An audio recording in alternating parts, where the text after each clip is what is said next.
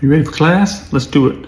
We're going to run through the book of Exodus. It's about 40 chapters. We're going to hit you with the good stuff here in a few minutes. Are you ready? Take a few minutes. We'll get through the whole book. It's going to save you a whole bunch of reading. You got to go about this far in the Bible. There you go. You're going to have it right now. Here it comes. So it's mostly about Moses, but we'll start with his family. So his great-great-grandparents, they're in the land of Israel. They're living the dream, and everything is going well. One day, there's a famine. Oh no, what do? We need to eat. We got to get some food. Where do they have food? They got food down in Egypt. So, boop, boop, boop. Let's go down. They walk down to Egypt. They get there. They got some family there, so he hooks them up with a place to stay. He says, man, y'all can stay here. Take these fields over here. That'll be awesome. Boom, fast forward. A few years later, now they're getting big. Like generations are passed. We're like, man, these people, they're overgrowing. They're everywhere. And so the Egyptians are on one side, and the Gentiles, or technically Jews, the Israelites basically are over here. So the Israelites are there, and the Egyptians say, dude, these people are getting kind of powerful. There's a lot of them. What are we going to do? And the Pharaoh at the time is like, listen, we're going to enslave these people. We're going to make them work for us, and we're not going to let them, take over, because there's too many of them. They'll outnumber us. This is getting crazy.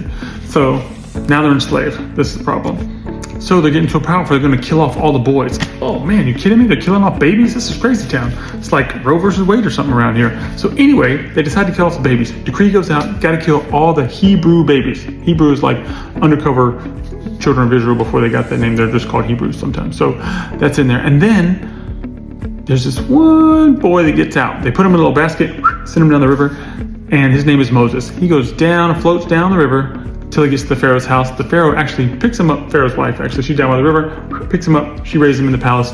Fast forward, so Moses is now in the palace. He's getting like, private school, let's go, we eating good, crust cut off my sandwich, cause I'm a rich kid.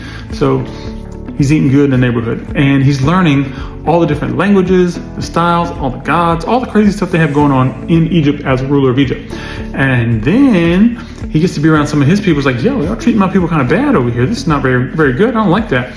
So there was this Egyptian like taskmaster. He's got the whip out, whoosh, and he's smashing down on some of his Hebrew guys. He's like, hey, we're not going to have that. So Moses gets upset and like, and smashes that guy, kills him.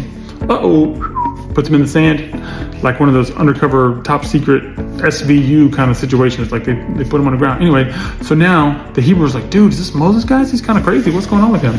Pharaoh finds out. Time to go. Pharaoh says, you got to go. So he kicks him out. Boom, he's out.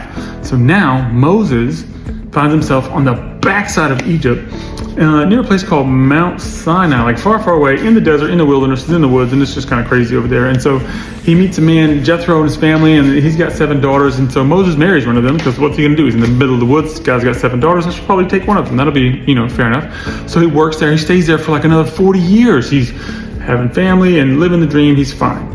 And then he sees a burning bush on the mountain.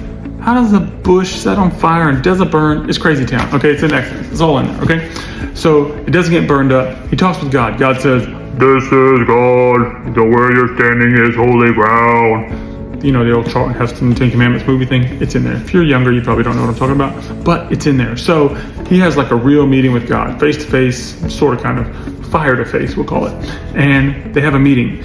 And he says, you are going to go down to Egypt and tell Pharaoh, let my people go. It's a kid's song. You're going to love it. If you're singing along right now, we're on the same team. So he goes down and he's like, God, I don't really know what to say. Maybe I'll take my brother with me. His name is Aaron, and he's really good with words. I'll bring him. I'll be the guy with the stick and tell him, hey, you got to let my people go. And if they have questions, I can ask him, kind of bring some backup with me. That'd be good. So they both go down there. They say, okay, Pharaoh, got to let my people go. And he says, no, I'm not letting your people go. What are you going to do? Hit me with a stick? I got a whole army. Get out of here. And so then he starts doing some miracles, like he throws down a stick, it turns into a snake and eats up some other people that threw down their stick and turned into a snake. And then they start having all these plagues, and it gets crazy, and it's like raining fire from the sky, and then bugs and locusts and gnats and frogs and water turning into blood. It's crazy town, and all these things happen. And then we finally get to the last one where Moses said, hey, God said he ain't playing no more, okay?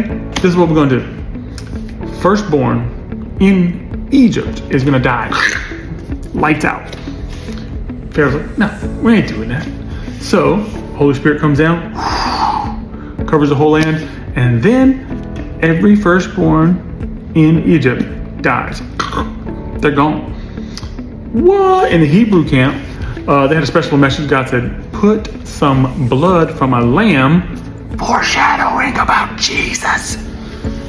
So put some blood of the lamb on your doorpost. That way when the Holy Spirit goes by, they'll know we're not going in there because that house has been covered with the blood of the lamb. Oh, interesting. Kind of like Jesus, kind of like we did. Foreshadowing, we'll get to that. So anyways, that happens. And then Pharaoh says, oh my goodness, this guy's for real. This God is the real deal. We're not playing anymore. Get those people out of here. So next day, Pharaoh's like, send them out. I'm tired of these people. Get them out of here. So the Egyptians were like, go, get away. And they ended up giving them all kinds of gold and giving them all kinds of stuff for their trip. They're like, pack your bags, go. Okay. So now they're all going. They're loaded up. They're on their way. And it's like the Million Man March. Like they're going for it. And they end up out in the wilderness. And by this time, now they're gone. The city is quiet. Like the old Wild West. There's nothing there. And then Pharaoh's like, hey, who's going to build the temples now? What were we thinking? Get these people back. So Pharaoh sends army, the chariots. Boom, boom, boom, boom, boom. Chariots are going to get the people. People are in trouble now because they walk slow. Like you get grandmas walking, like, come on, let's go. And the army's coming with horses. Like, what are we going to do? Moses is like, hey, take it easy. I got this. He's like, hey, God, what are we going to do? God sends down a pillar of fire. Blocks the path for the enemy. So the enemy can't get through. Wow, that's kind of crazy. And then he leads the people up to the Red Sea. I don't know if you remember the famous kind of scene. Puts the staff in the Red Sea splits. It splits. Yeah, they walk through on dry ground. And then about the time that the pillar of fire stops that was blocking the enemy comes running down the mountain. They're chasing them into the Red Sea. The Hebrews, Israelites come up out of the Red Sea. They're on dry ground. And then all of a sudden, whoosh, tsunami. They get closed back in and all of the army is totally covered by the water. No more army, no more problem, no more people chasing you. You are free. Thank you very much. So then the children of God, the Israelites, the Hebrew folk, they are all in the wilderness on their way to the promised land. And that is the book of Exodus, the actual exodus of the Hebrews, children of Israel, getting towards the promised land. The next part is the crazy part of what they do while they're in the wilderness as they're headed that way. It's really fun. So tune in. We'll get to that part next. You've just read 40 books of the Bible. You're welcome.